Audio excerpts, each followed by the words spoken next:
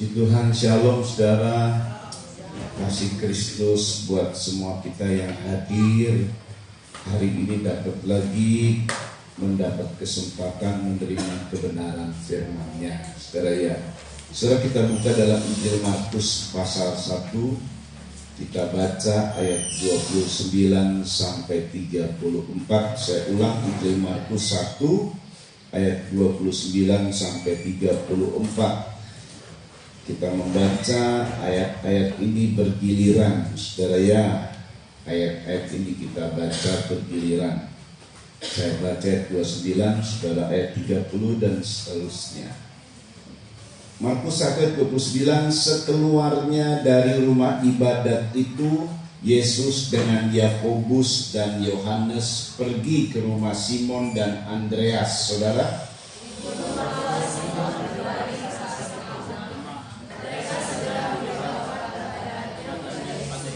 ia pergi ke tempat perempuan itu dan sambil memegang tangannya ia membangunkan dia. Lalu lenyaplah demamnya. Kemudian perempuan itu melayani mereka. Saudara,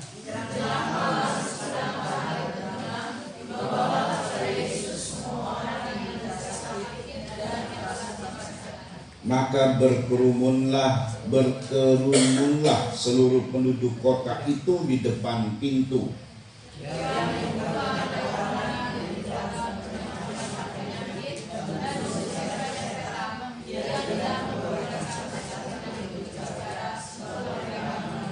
Ya, saudara ya, ini adalah satu keajaiban dari Tuhan, terjadinya kesembuhan dari ibu mertua Simon.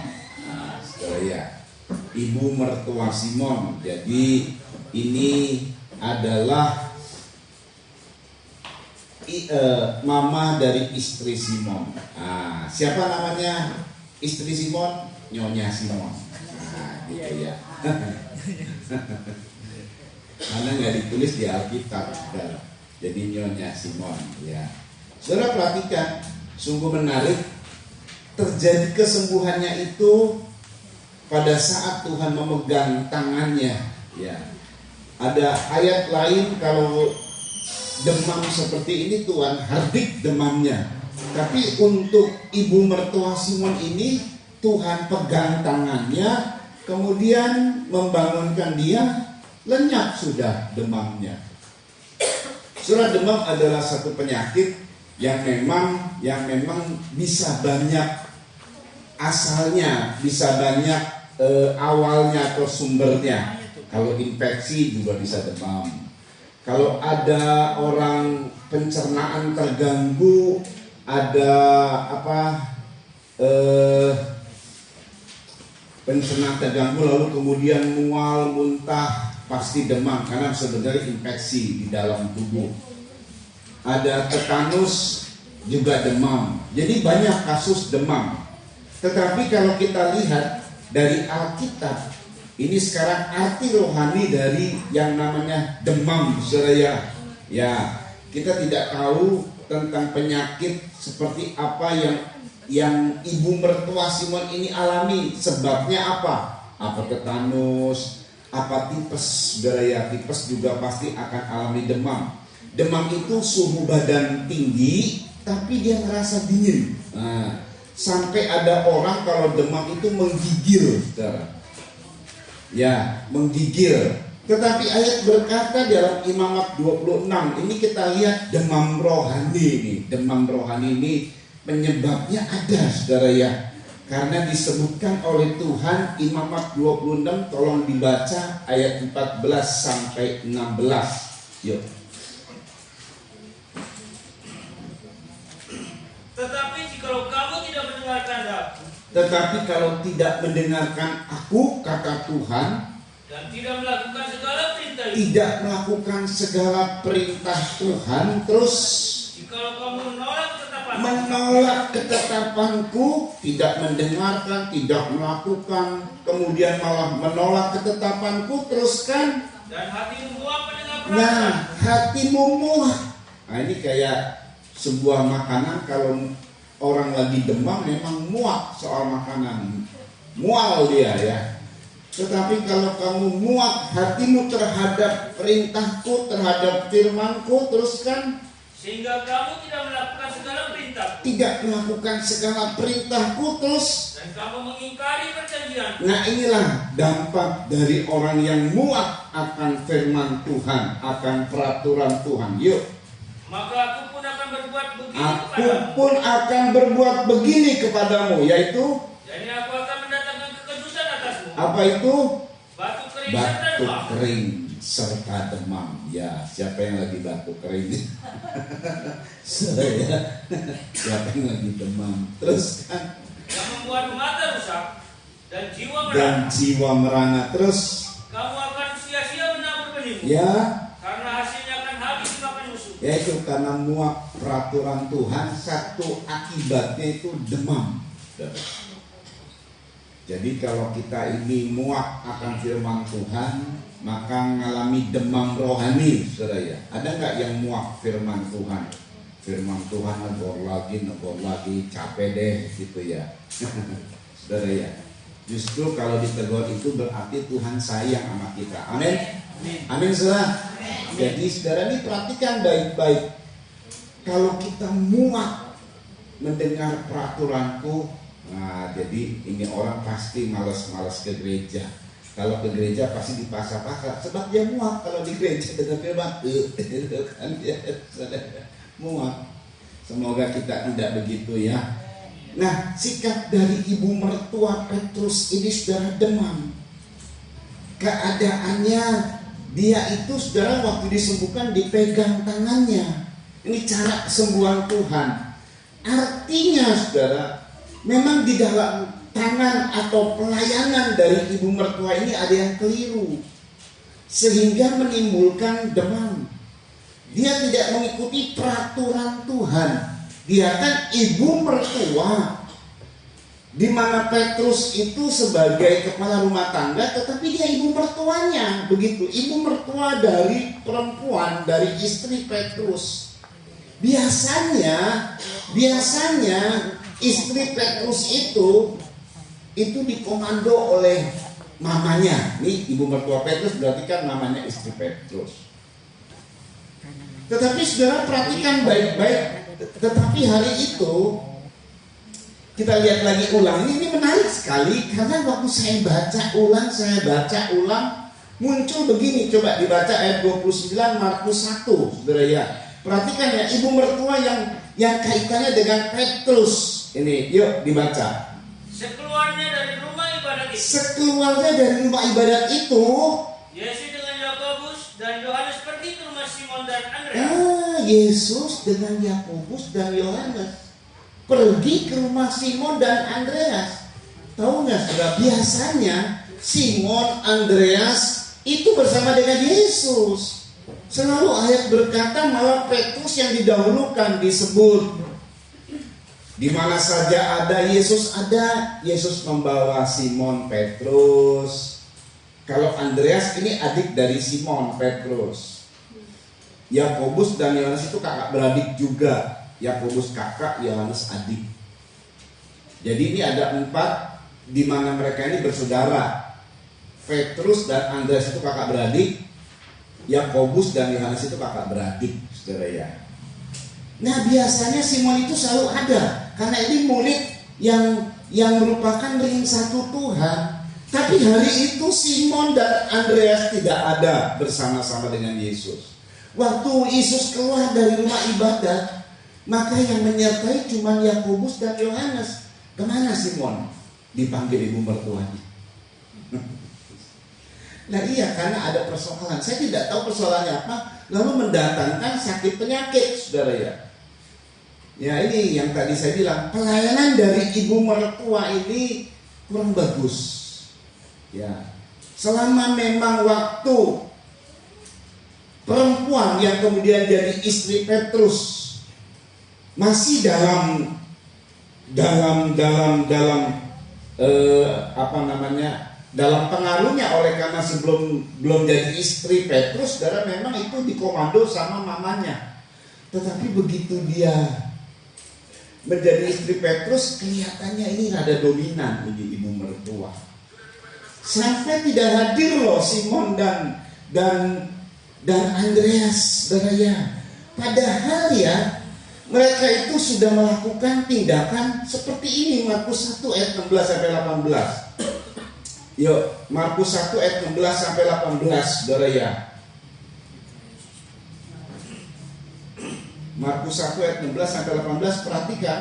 Ketika Yesus sedang berjalan ke Danau Galilea, Iya, ia melihat Simon dan dia Andreas. melihat Simon dan Andreas. Terus Saudara Simon, perhatikan, mereka sedang menebarkan jala di danau. mereka sedang menebarkan jala di danau. Terus Sebab mereka penjala ikan. perhatikan baik-baik.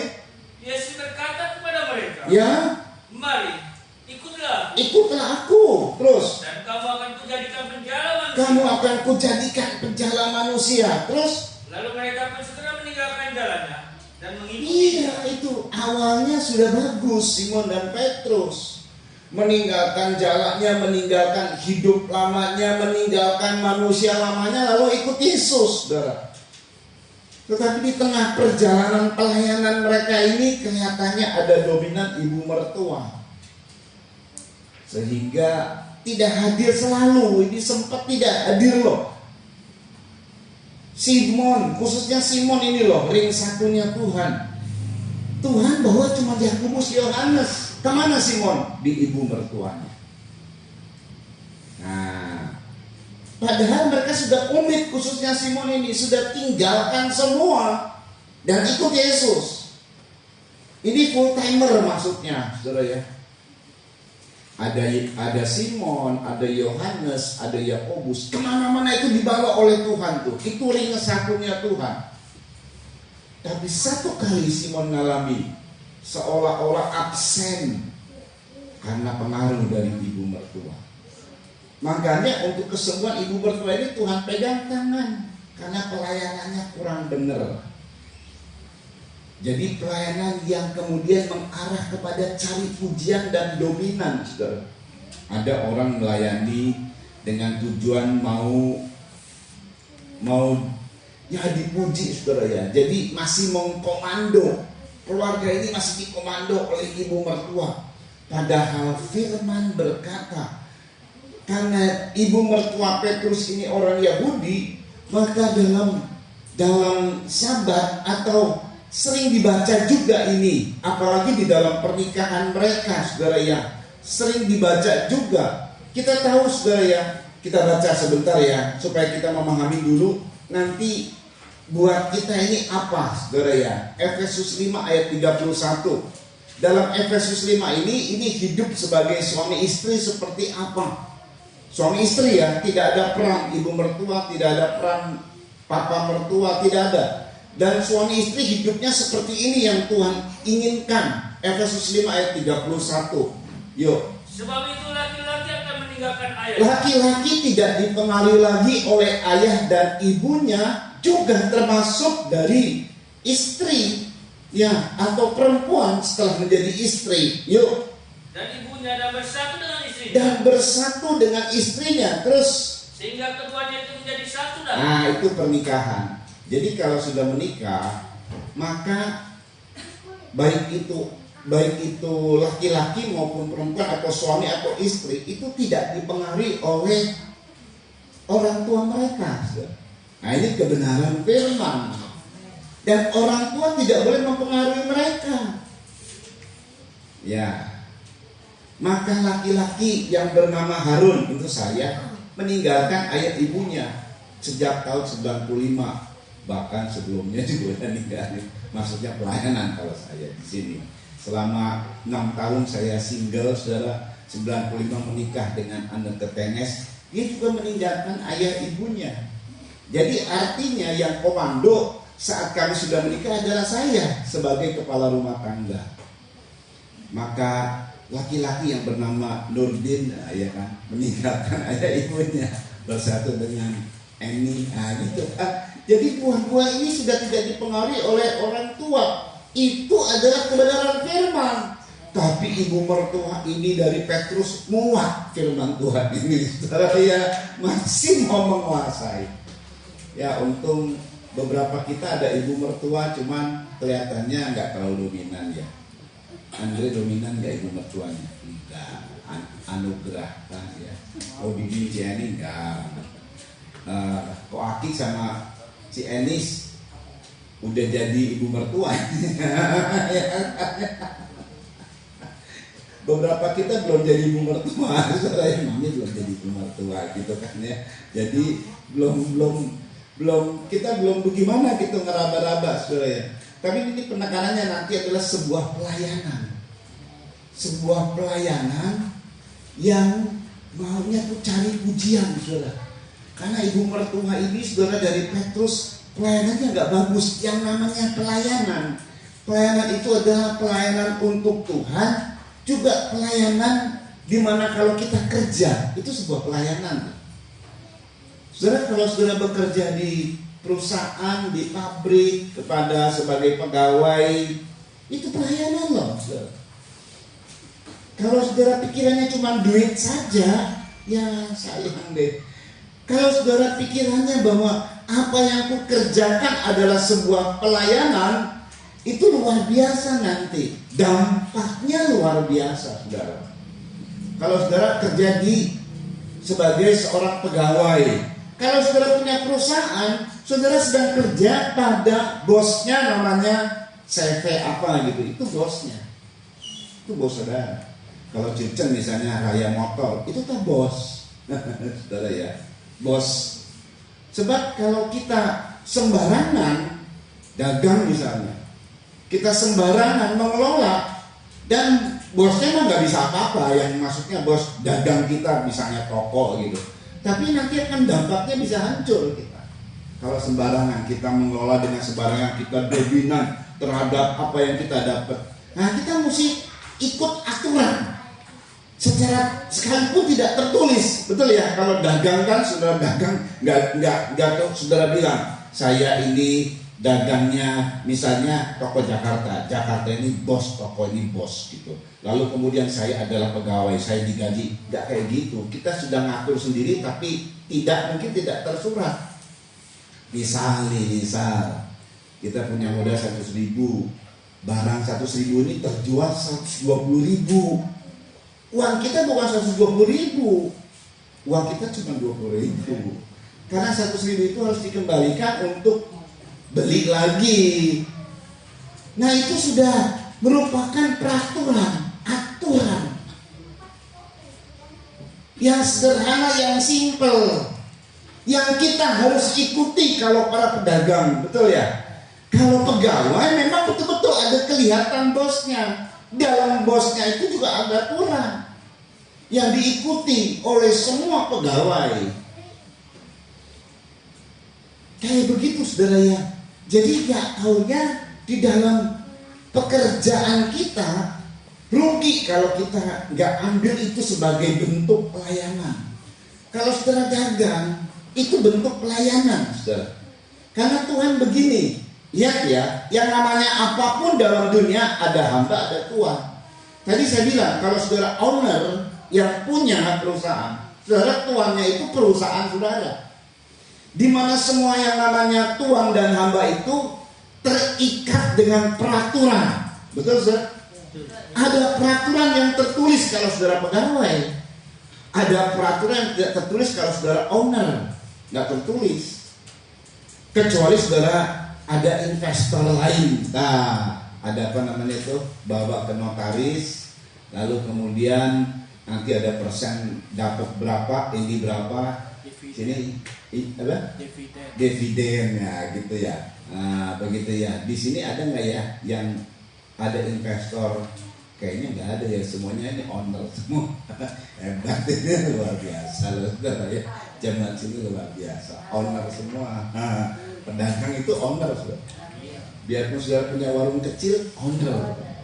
Saudara adalah pemegang sahamnya, presiden direkturnya, direkturnya sekalian, direktur pemasaran sekalian, manajernya, salesman, semua diborong deh. Luar biasa. Haleluya. Hebat itu saudara. Ini jemaat hebat, ini luar biasa saudara. Nah saudara, kita perhatikan yang namanya hamba dan tuan itu ada aturan. Nah kalau kita prioritasnya cuma duit, rugi loh. Tapi kalau ini adalah bentuk pelayanan, Efesus 6 ayat 5 mengungkapkan ini sampai 8. Ini luar biasa loh. Nah, nanti kita lihat di situ saudara ya. Luar biasa ini. Ya, dibaca Efesus 6 ayat 5. Hai hamba-hamba, Ya, taatilah Tuhanmu yang di dunia dengan takut dan gentar, ya, dan dengan tulus hati, ya. sama seperti kamu taat kepada Ini Kristus. kalau pegawai ya, kepada tuan ya. Jadi kalau saya bilang owner, ya kita harus ikuti aturan maksudnya. Terus kan?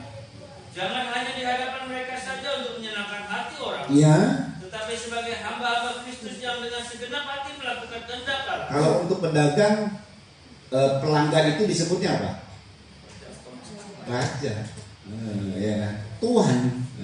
Gitu loh saudara ya. Nah, kan sama berarti. Waktu pas kita sedang melayani mereka, nah kita ini sebagai hamba. Nah gitu saudara ya. Biarpun mungkin pelanggan saudara ini ngomongnya seenak jidat gitu ya, kadang-kadang udah terpaksa kita layani. Bukan kita pikir sendiri, bukan duitnya nih, supaya dapat duitnya nih, jangan rugi kita. Kalau kita ingin melayani dengan tulus hati, kalau kita ingin melayani dengan taat kepada Kristus sebagai Tuhan, sebetulnya bukan dari dia. Memang sih sementara ini tangan dia yang memberkati kita karena memberi banyak barang buat kita. Tapi ingat loh, itu semua terjadi tidak luput dari campur tangan Tuhan. Kalau kita adalah percaya anak-anaknya. Siapapun tuh saudara, Tuhan bisa buat. Aduh, Tuhan itu gampang. Ada yang mungkin utang, bisa dibuat sama Tuhan hatinya kok. Bisa mudah sekali untuk bayar hutang. Padahal dia masih hutang juga sama orang lain. Tiba-tiba dia nggak bisa tenang kalau nggak bayar hutang sama kita. Lo bisa dibuat sama Tuhan begitu loh. Amin saudara. Sama orangnya masih hutang ya. Bodoh tuh. Enaknya diarahkannya sama kita aja. Itu Tuhan bisa buat begitu saudara. Jadi sangat indah sekali kalau kita ini dalam aktivitas kita menyebut kita melayani Tuhan, terus kan? Dan yang dengan rela menjalankan pelayanannya seperti orang-orang yang melayani Tuhan. Iya, melayani Tuhan, terus. Dan bukan manusia. Perhatikan. Kamu tahu. Bahwa setiap orang, iya, baik hamba iya. maupun orang merdeka, Perhatikan. kalau ia telah berbuat sesuatu yang baik, Kalau ia berbuat sesuatu yang baik, terus. ia akan menerima balasannya dari Tuhan. Ia akan menerima balasannya dari Tuhan. Oh, haleluya. Kalau dari klaim kita balasannya cuma sebegitulah batasnya, sesuai dengan apa yang terjadi, saudara ya, komit yang terjadi. Kita menjual, dia membeli. Tapi kalau dari Tuhan tak terbatas balasannya. Wow, ini luar biasa, saudara. Jadi mari dalam sekarang ini, dalam pelayanan kita harus melayani Tuhan. Segala aktivitas kita, kalau sedang melayani pelanggan, kalau sedang melayani, kita bekerja untuk Tuhan di pekerjaan kita, teringat selalu ayat ini. Saya sedang melayani Tuhan. Lewat bos, lewat pelanggan, lewat apa saja, segala aktivitas. Karena upahnya dari Tuhan. Nah, cara pelayanan ini saudara harus mengikuti aturan. Jadi jangan muak terhadap aturan. Amin saudara. Jangan muak terhadap aturan. Ini ibu mertua ini memang waktu awalnya dia jelaslah istri dari Petrus. Sebelum jadi istri Petrus, perempuan ini kan nggak disebut namanya, saya jadi nggak tahu ya. Intinya waktu dia masih gadis itu memang ibu mertua atau mamahnya dari gadis ini saudara ya, yang nanti menjadi istri Petrus. Ya memang haknya dia betul-betul dominan, oke. Tapi begitu sudah menjadi istri Petrus, harusnya itu haknya Petrus. Harusnya itu adalah komandonya adalah Petrus. Malah Petrus nurut sama ibu mertuanya dalam satu pelayanan. Waduh, tapi Tuhan itu baik ya. Ini luar biasa. Jadi ini poin hal yang luar biasa terhadap komit Petrus, sekalipun ada kegagalan. Ya dimaklumi ya, ini ibu mertua, lalu kemudian bagaimana saya dengan Yesus? Akhirnya sempatlah disebutnya, saya bilang sebuah kegagalan, sempat absen loh. Yesus cuma bawa Yohanes sama Yakobus. Kemana ini? Petrus nggak tahunya ada di ibu mertua. Tapi perhatikan, kasusnya begini, saudara nggak tahunya. Pada saat memang waktu mereka pergi ke Simon dan Andreas setelah keluar dari rumah ibadat, memang itu masalah, saudara ya. Ini sekarang kita ada di rumah ibadat. Jadi ada waktu kita ada di rumah ibadat, di mana kita beribadah, memuji Tuhan. Manfaatkan memuji Tuhan, karena kita lagi memberi persembahan kepada Tuhan. Kita memberi pujian kepada Tuhan. Tuhan senang, Tuhan memberkati kita tuh. Jadi jangan diam kalau memuji Tuhan.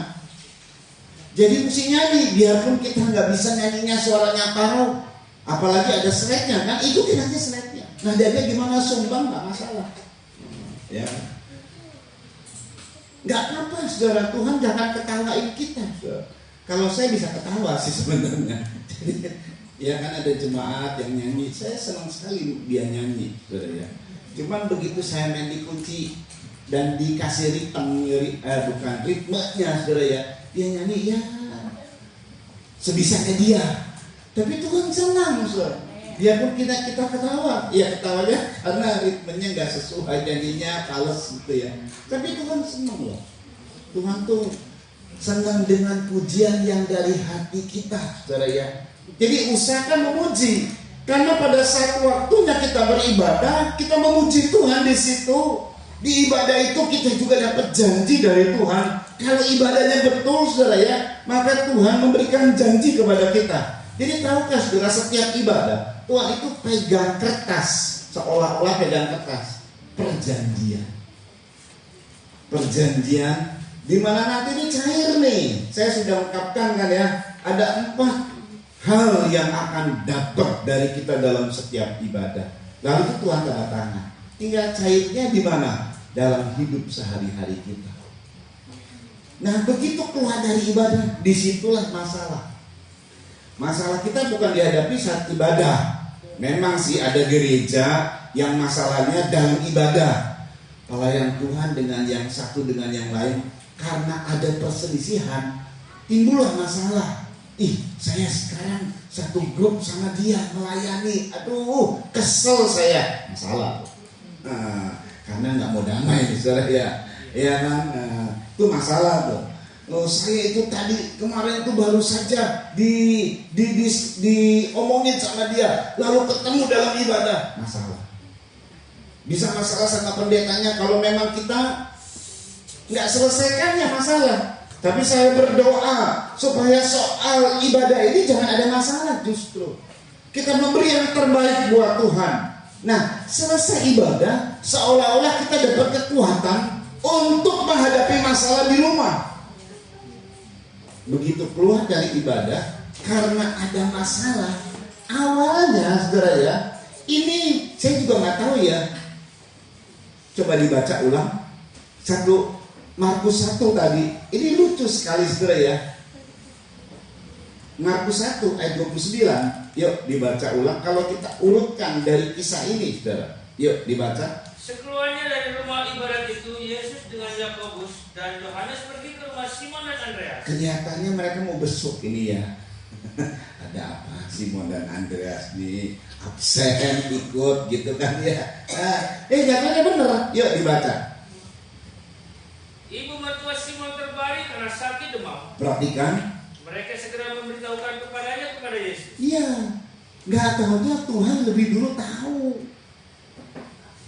Sekeluarnya dari rumah ibadat, Yesus dengan Yakobus, Yohanes pergi ke rumah Simon dan Andreas. Tuhan udah tahu ada yang sesuatu masalah.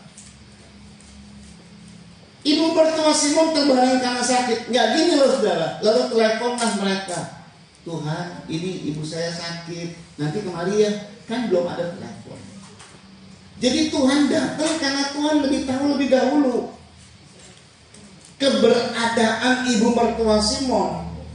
Lalu mereka baru memberitahu kepada Tuhan, atau ada tahu dulu. Terus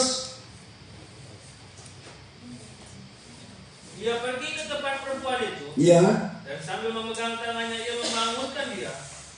Lalu lenyaplah demamnya.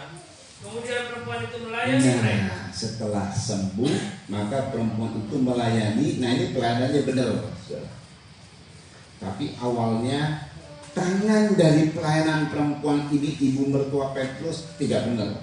Tapi oleh karena Simon dan Andreas, nah ini sekarang kita mau perhatikan baik-baik, saudara.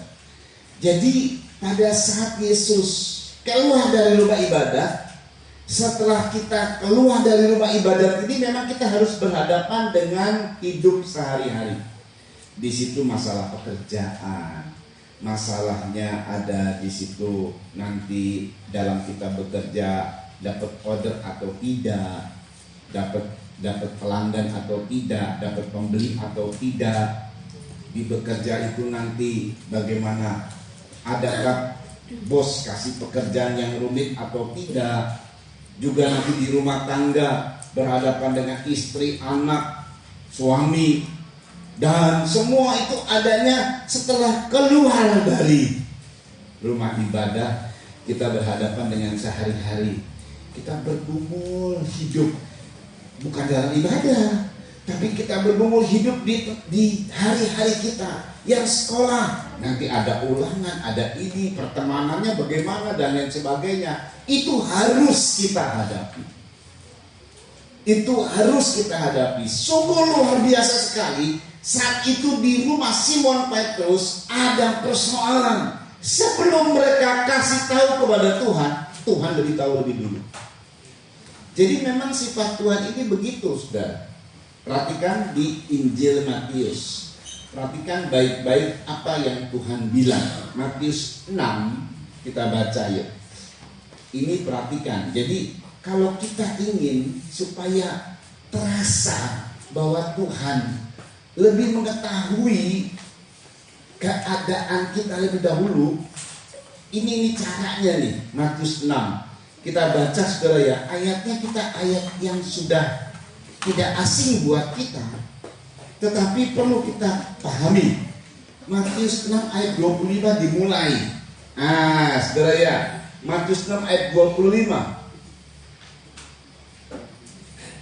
Karena itu aku berkata kepadamu, Ya, janganlah khawatir akan hidupmu, jangan khawatir akan hidupmu. Terus akan apa yang hendak kamu makan, apa yang hendak kamu makan. Terus dan janganlah khawatir pula akan tubuhmu. apa yang hendak kamu makan atau minum itu berkaitan dengan, kalau makan minum nantinya berkaitan dengan pekerjaan. Karena kita bekerja, kita dapat makan minum. Jadi ini pekerjaan akan bisnis kita supaya kita bisa makan, bisa minum. Terus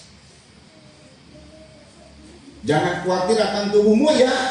Akan apa yang hendak kamu pakai. Perhatikan, Bukankah hidup itu lebih penting daripada makanan, dan tubuh itu lebih penting daripada kita pakaian? dapat makan, dapat minum, dapat pakai oleh karena kita bekerja. Betul ya? Bukan karena mengemis ya.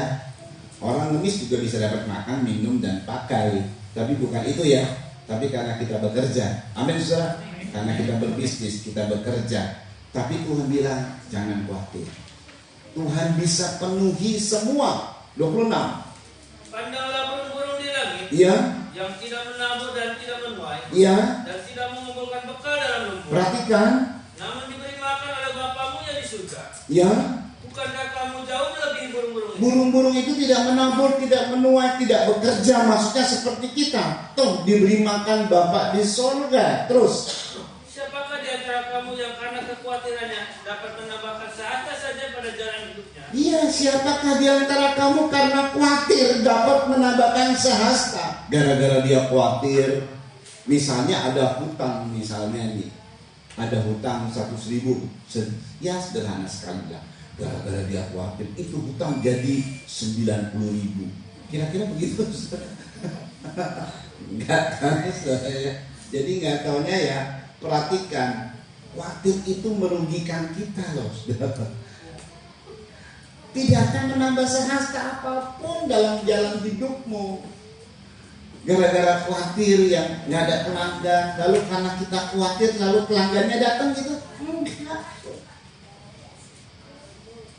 Gak usah khawatir akan hidup kita. Jadi bagaimana supaya tidak khawatir? Ya serahkan aja sama Tuhan. Jalani aja hidup. Terus. Dan mengapa kamu khawatir akan pakaian? Iya. Perhatikan apa baku tidak ada. Perhatikan. Yang tumbuh tanpa bekerja. Tanpa bekerja. Terus. Dan tanpa meminta. Jadi Tuhan contohkan itu sesuatu yang betul-betul saudara jauh dari kehidupan kita. Kita bisa bekerja. Kita bisa melakukan tindakan yang luar biasa dibanding daripada bunga bakung lalu kemudian burung-burung. Jadi jauh sekali contohnya.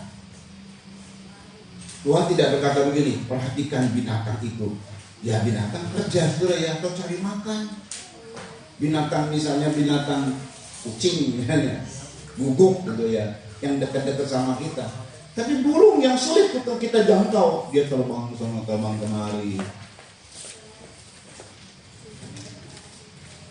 Tidak bekerja seperti kita, tidak melakukan tindakan menabur dan menuai, tetapi itu saja dipelihara. Apalagi kalau kita bekerja, saudara ya. Jadi kalau kita bekerja itu tanggalkan khawatir, sebab khawatir tidak akan bekerja kita. Terus kan? Namun aku berkata kepada Salomo dalam segala kemegahannya pun tidak berpakaian seindah salah satu dari bunga itu. Ayat 30 nih. Jadi jika demikian Allah mendanani rumput di ladang, yang hari ini ada dan besok dibuang ke dalam api. Perhatikan. Tidakkah ia akan terlebih lagi mendanani kamu, hai orang yang kurang percaya? Ayat 31. Sebab itu janganlah kamu khawatir dan berkata, apakah yang akan kami makan? Iya. Apakah yang akan kami minum? Iya. Apakah yang akan kami pakai? Nah, apakah yang akan itu berkaitan dengan masa depan kita, future. Apa yang akan kami makan ya? Apa yang akan kami minum ya? Jadi kita khawatir dengan masa depan kita, saudara ya. Ada orang yang sudah khawatir dan memikirkan dari 20 tahun ke depan. Wah, nanti anak-anaknya sekolahnya gimana? Betul sih, semakin lama semakin sulit kalau kita lihat. Kalau sekolah di swasta. Tapi coba serahkan saja sama Tuhan, kan hidup ini kan saudara jalannya kan satu langkah demi satu langkah ya. Betul ya? Ada di sini yang jalannya 2 langkah. Lompat-lompat itu kelinci. Saudara bukan kelinci.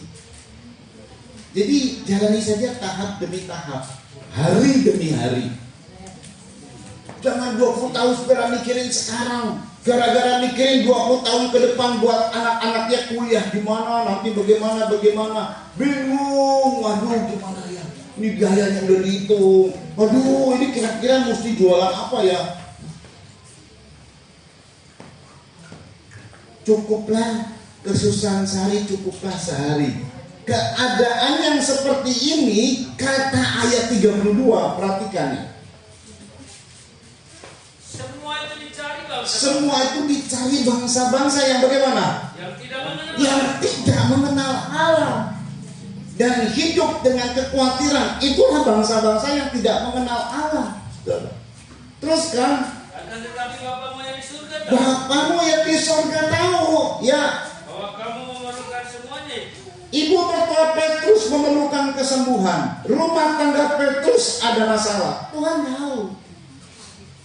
Makanya mengajak Yakobus Yohanes ke rumah Petrus. Sebelum mereka memberitahu keadaannya, Tuhan lebih tahu dulu.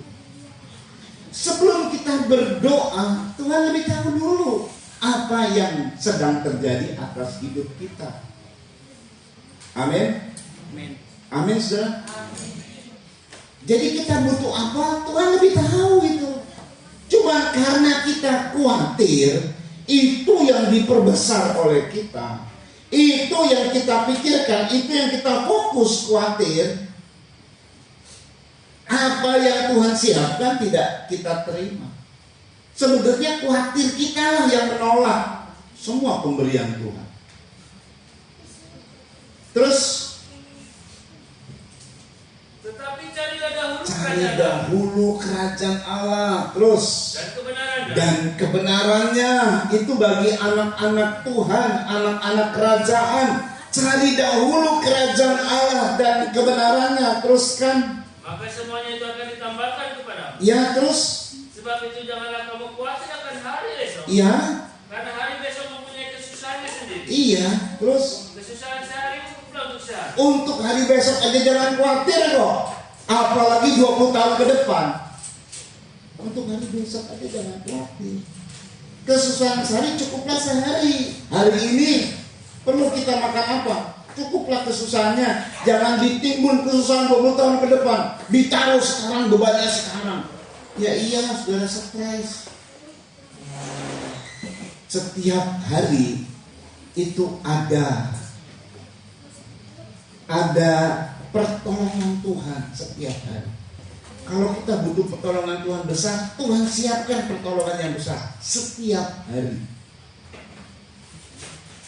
Jadi berjalanlah setapak demi setapak, berjalanlah sehari demi sehari. Biarlah kalau kita menanggung kesusahan hari ini saja, besok aja jangan. Apalagi 10 tahun, 20 tahun ke depan. Serahkan sama Tuhan. Kalau Tuhan telah menuntun kita, maka Tuhan pasti akan menolong kita selanjutnya, saudara.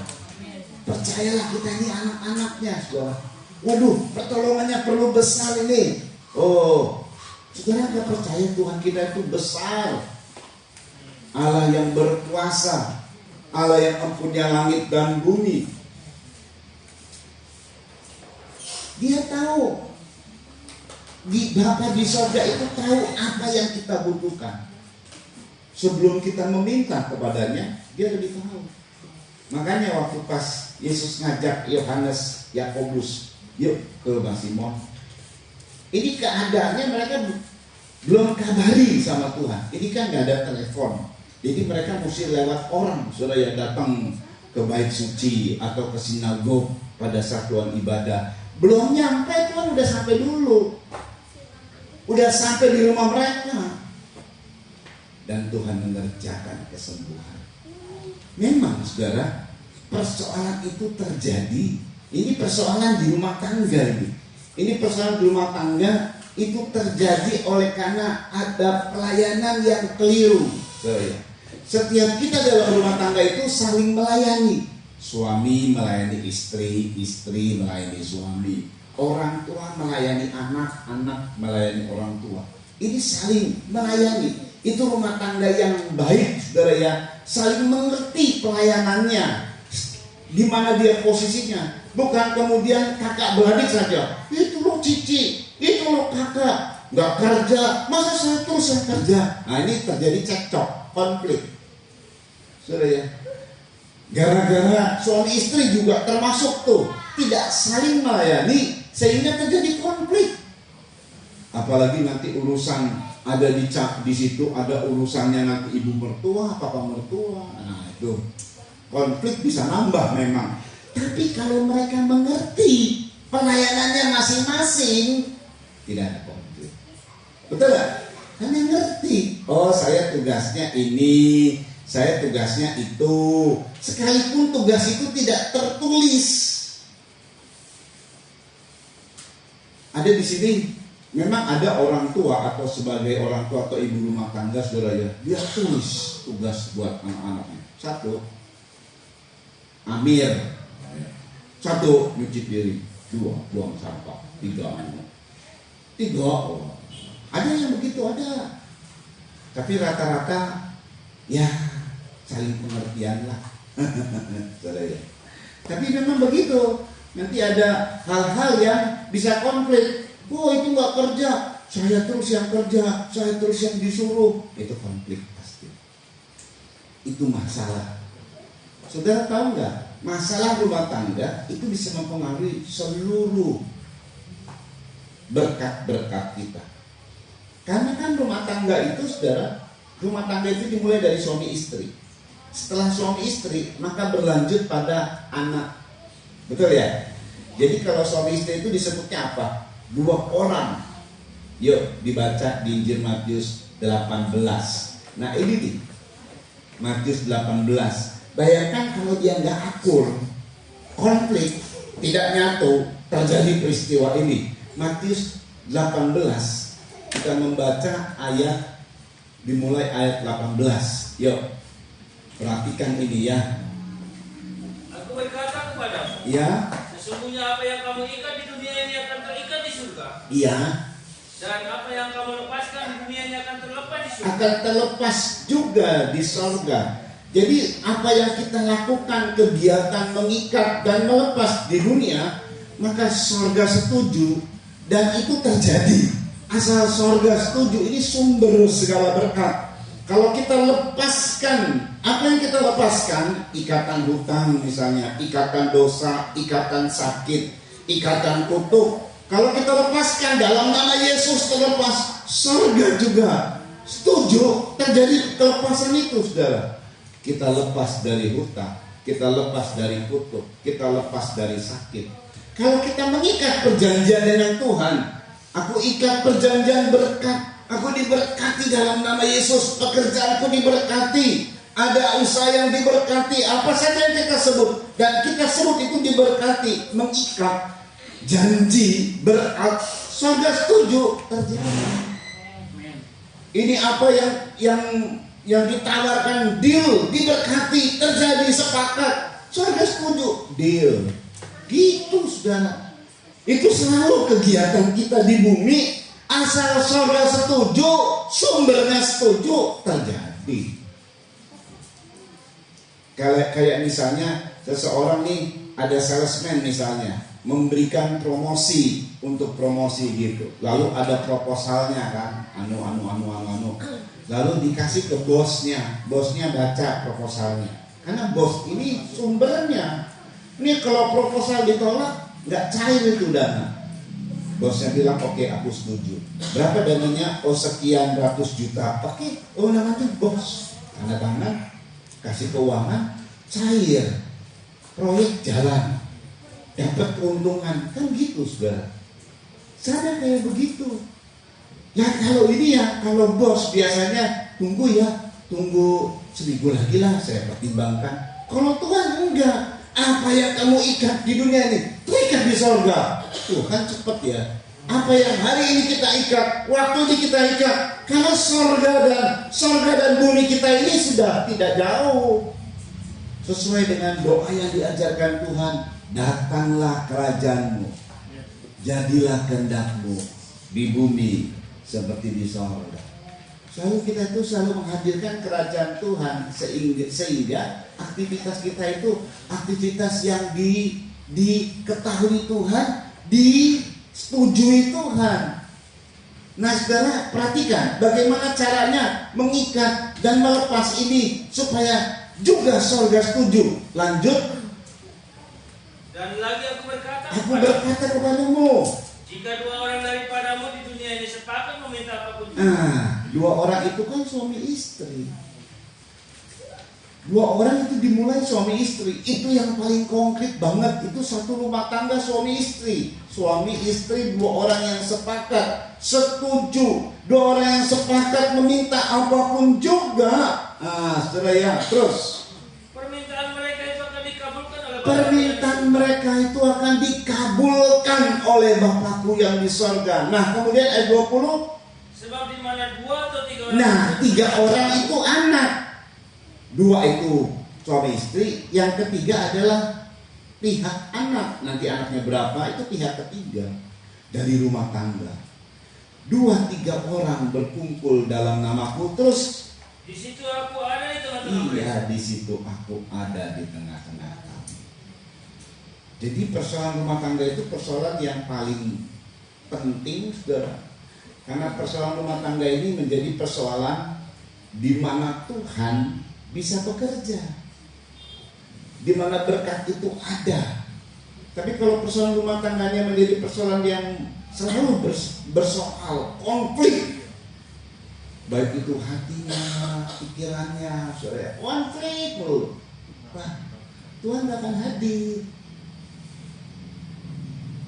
Jangan buat konflik. buat damai sejahtera.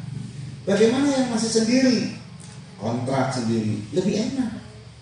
Karena dia mudah konsentrasinya dengan Tuhan. Kalau dia sudah punya istri atau suami, nah itu pikirannya sudah tercabang. Tetapi Tuhan kasih formula yang luar biasa. Suami istri yang sepakat, luar biasa. Kalau sendiri, tinggal sepakatnya sama Tuhan. Lebih enak, maksudnya lebih gampang. Karena konsentrasi itu lebih gampang. Jadi orang-orang yang masih sendiri itu lebih gampang. Tetapi kalau tidak dimanfaatkan ini, ya susahlah hidupmu. Kalau hidupmu saja dalam hatimu udah ada konflik, tidak menerima kenyataan hidup, konflik. Maka soal ngeluh, soal nasib segala macam itu konflik namanya. Itu tidak bersyukur kepada Tuhan, itu konflik. Dan itu membuat hal-hal yang kita nanti pergumulkan nggak dapat sesuatu, saudara. Yang kita perjuangkan nggak dapat sesuatu. Ibu mertua Petrus sakit, Tuhan udah tahu, datang. Sebelum dikasih tahu Tuhan udah tahu. Itulah Tuhan kebaikannya buat kita. Nah, saudara ya, jadi gini, bagaimana cara Tuhan? Sepertinya dia mendahulukan. Dia lebih dahulu bekerja sebelum kita meminta. Kan Tuhan lebih tahu dulu nih. Ini bagaimana? Yaitu jangan ada noda kafir. Itu dicari bangsa-bangsa yang tidak mengenal Allah. Jangan khawatir. Kalau kita tidak khawatir, maka kita akan membuat Tuhan bekerja lebih dulu dari sebelum kita minta. Itu sikap orang yang tidak khawatir. Itu sikap orang yang berserah. Tuhan akan bekerja. Itu dicari bangsa-bangsa yang tidak mengenal Allah. Akan tetapi Bapamu di sorga tahu kalau kau butuh semua. Butuh kesembuhan, butuh pertolongan, butuh orderan, butuh apa saja. Tuhan tahu. Saudara tahu gak bahwa pekerjaanmu juga Tuhan tahu. Saudara tahu gak bahwa hidupmu Tuhan tahu. Persoalanmu Tuhan tahu. Selama kita sebagai anak. Tapi kalau tetangganya Tuhan, ya Tuhan gak tahu kamu tetangga Tuhan. Tapi selama kita ada di dalam lingkungan Tuhan sebagai anak Tuhan, apalagi Tuhan tahu, saudara. Mari kita melayani bukan untuk cari-cari pujian kayak ibu mertua ini, saudara ya. Makanya di ujung daripada pelayanan Tuhan, setelah ibu mertua ini disembuhkan, Tuhan itu tidak suka dengan sikap ini. Sudah dijadiin contoh ini. Ibu mertua ini jatuhnya dominan banget, mau cari selalu perhatian dari semua. Dan dominannya dia suruh Petrus, Simon dan Andreas datang. Nah, saya nggak tahu nih ada persoalan apa. Lalu kemudian terjadi demam. Tapi yang pasti tidak hadir satu kali. Simon, khususnya Simon, absen. Wah, harusnya ring satu Tuhan tuh nggak boleh begitu tuh, absen. Wah, lagi tugas kok. Kan ini udah jadi penjara manusia, saudara. Ini nggak ikut Tuhan, nggak ikut saat itu bersama dengan Tuhan. Ini yang namanya absen dalam pekerjaan, kan, saudara ya. Nah, itu gara-gara ibu mertua. Ya, tapi Simon ya gimana lagi ya? Ini ibu mertua kelihatan, orang yang kelihatan. Kalau enggak bisa repot, konflik dengan istri, dia ngikut. Tapi Tuhan untung maklum ya. Kasus-kasus gini Tuhan maklum. Makanya Tuhan datang menyembuhkan ibu mertua Petrus. Disitulah baru ibu mertua Petrus melayani dengan sungguh-sungguh. Tetapi ini sudah menjadi contoh. Jadi waktu ibu mertua Petrus disembuhkan, ini ring satu Tuhan mesti diberesin. Setelah itu baru terjadi sebuah hal yang begitu dahsyat. Nah, baru Tuhan melayani yang di luar. Nah, jadi jadi Tuhan dulu melayani dulu yang di dalam. Ibu mertua Petrus ini nggak boleh begini, mesti dibereskan supaya Petrus betul-betul pelayanannya beres kepada Tuhan. Jangan lagi ngikut, ini harus tunduk kepada perintah Tuhan. Di mana setiap orang yang sudah menikah itu tidak dipengaruhi lagi oleh orang tua. Itu maksudnya. Makanya ibu mertua ini akhirnya melayani dengan baik. Setelah terjadi pemulihan keluarga, maka dampaknya dahsyat, saudara. Di mana di luar dia melakukan keajaiban sampai banyak sekali orang yang datang. Cuma tetap ada satu poin yang Tuhan lakukan. Kita baca nih. Nah, poin ini yang Tuhan begitu keras melarang. Karena contoh tadi ibu mertua. Kita baca ya. Kita baca. Ayat 32 dimulai dari Markus tadi. Ya, ayat 32, 34 ini poin terakhir. Ini perhatikan baik-baik nih. Yuk. Markus 1 tadi. Menjelang malam. Menjelang malam. Sesudah matahari terbenam. Setelah ibu mertua itu disembuhkan menjelang malam. Jadi nggak tahu berapa lama jedahnya ya, saya tidak tahu. Tapi yang pasti menjelang malam. Ya, sesudah matahari terbenam. Terus dibawalah kepada Yesus semua orang yang menderita sakit. iya, yang menderita sakit dibawa kepada Yesus, dan termasuk yang bagaimana? Dan yang kerasukan setan. Ya, terus saudara ya. Maka berkerumunlah seluruh penduduk kota itu di depan. Waduh, banyak sekali jiwa-jiwa datang kepada Tuhan, saudara ya. Ya, ini dampak yang dahsyat. Dampak dari pemulihan rumah tangga berdampak yang dahsyat ini. Saudara perhatikan 34. Ia menyembuhkan banyak orang yang menderita bermacam-macam Ia penyakit. menyembuhkan banyak orang yang menderita bermacam penyakit. Terus Dan mengusir banyak setan. tetapi juga ia mengusir banyak setan. Nah, pada saat dia mengusir banyak setan, perhatikan, Ia tidak memperbolehkan setan-setan itu berbicara. ia tidak memperbolehkan setan-setan itu berbicara. Mengapa? Sebab mereka mengenal dia. Kok tahu mengenal dia kok nggak boleh bicara? Ini padahal pada saat ada peristiwa, tadi saya bilang ya, di rumah ibadat itu terjadi pujian penyembahan. Masalah ada di luar. Tapi memang saat itu waktu Tuhan ada di rumah ibadat, ada orang kerasukan. Nah, setan ini bicara. Jadi dia itu tidak memperbolehkan setan-setan berbicara. Karena kalau setan berbicara, berbicaranya kayak begini. Kita baca nih, Markus 1. Ya, sebentar. Ini berbicaranya di setan ya. Sebentar, saya ingin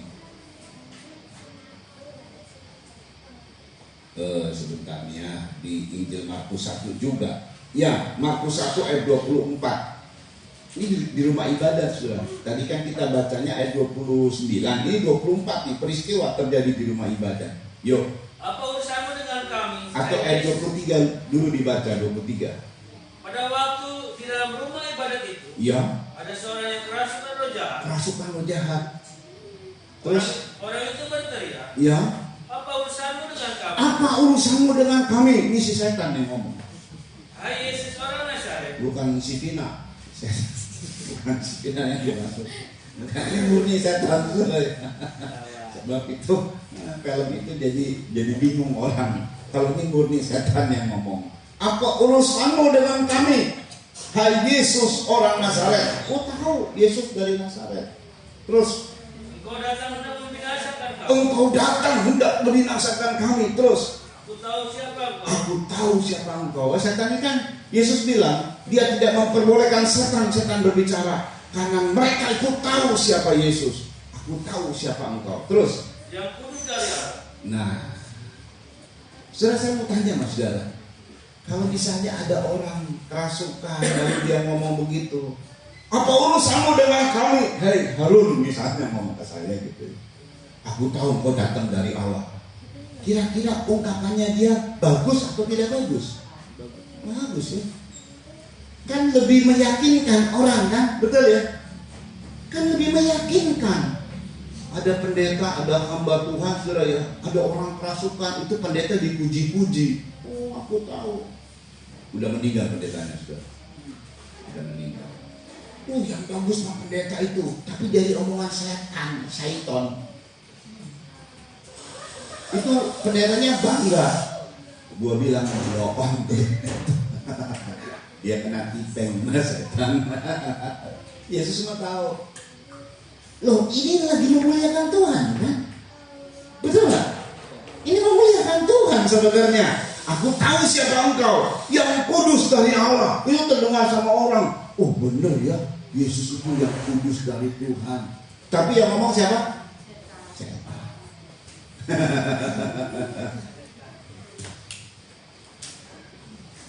Dan Tuhan tidak mau setan-setan ini ngoceh kayak begini.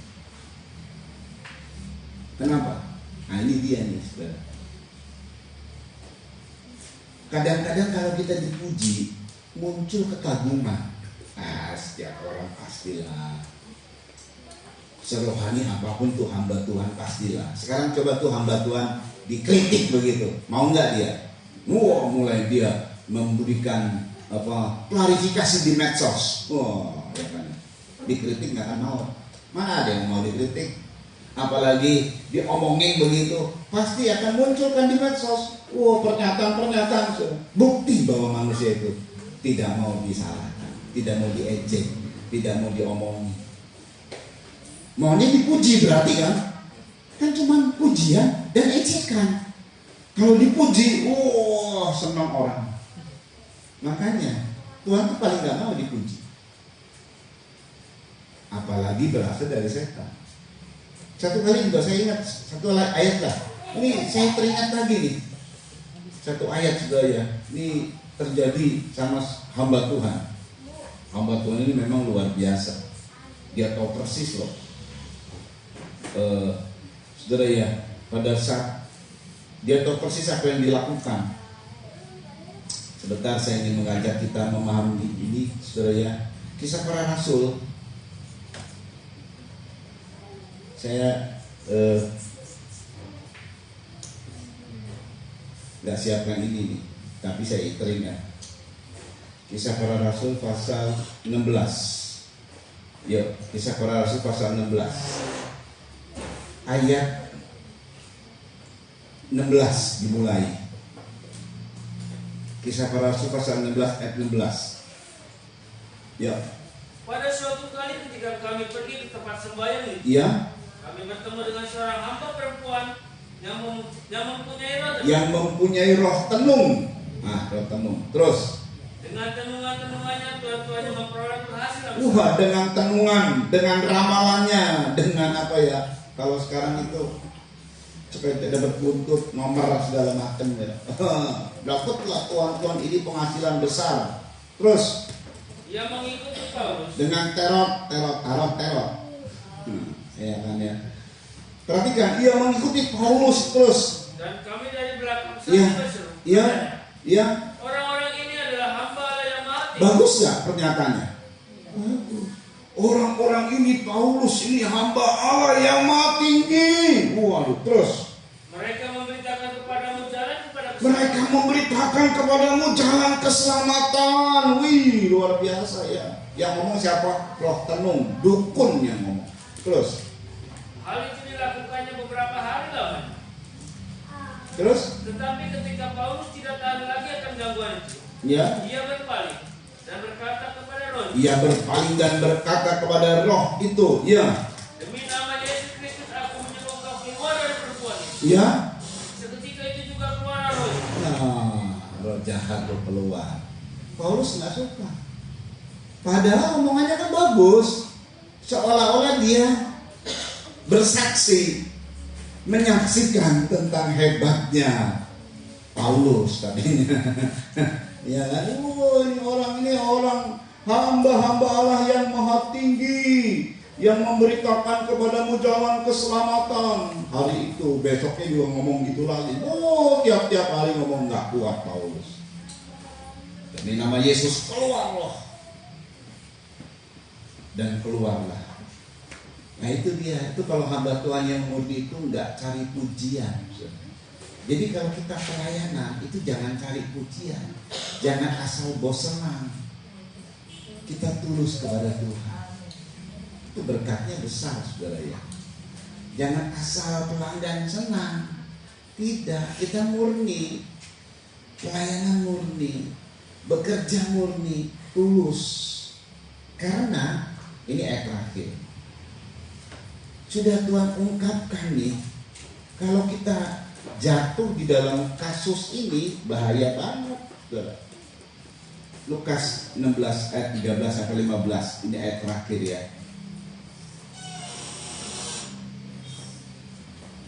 Lukas 16 ayat 13 sampai 15. Yuk, pemain musik siapkan diri ya. Seorang hamba tidak dapat mengabdi kepada dua tuan. Ya, terus. Karena jika demikian ia akan membenci yang seorang Ya. dan mengasihi yang lain, Ya. atau ia akan setia kepada yang seorang dan tidak mengindahkan yang lain. Perhatikan. Kamu tidak dapat mengabdi kepada Allah dan kepada Mammon. Kamu tidak bisa mengabdi kepada Allah dan kepada Mammon. Dan ini didengar semua oleh siapa? 14. Semuanya itu didengar oleh orang-orang Farisi. Iya. Hamba-hamba wanita. Nah, ini perhatikan nih. Nanti urutannya ya. Urutannya ada nih.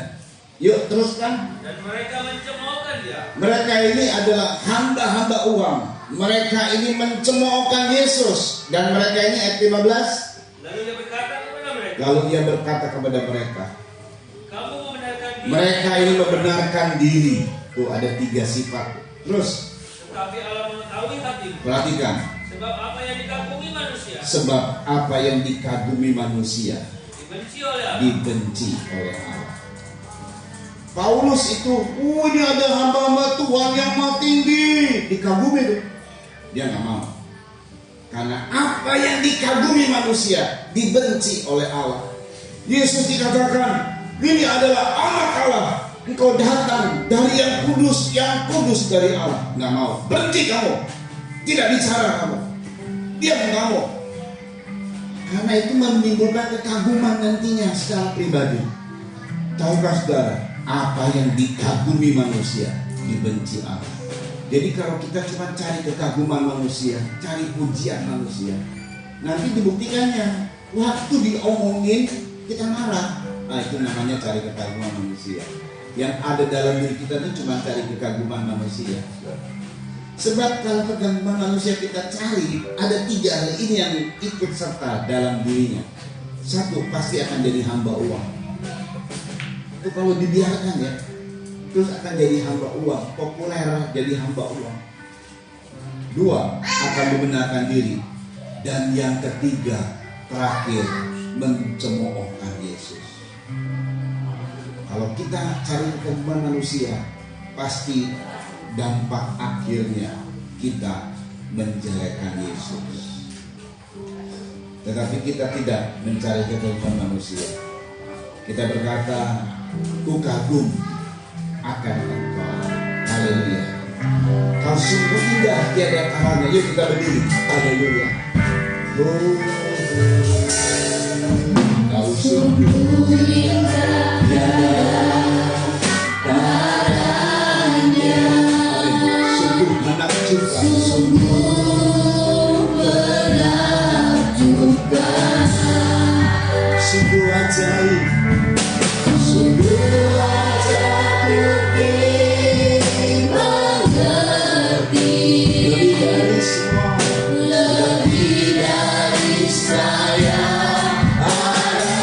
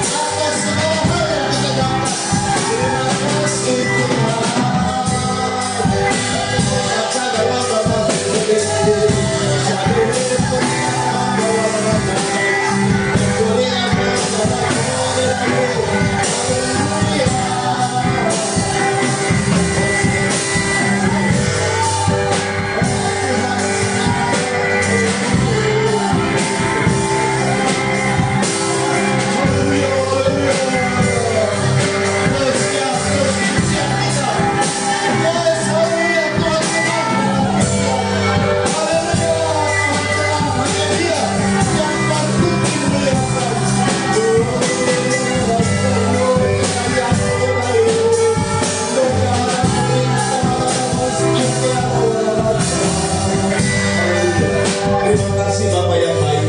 Anugerah besar Kau berikan kepada kami Tuhan. Kami boleh berhasil oleh karena anugerah-Mu. Kami boleh diberkati oleh karena anugerah-Mu. Kami boleh sehat oleh karena anugerah-Mu.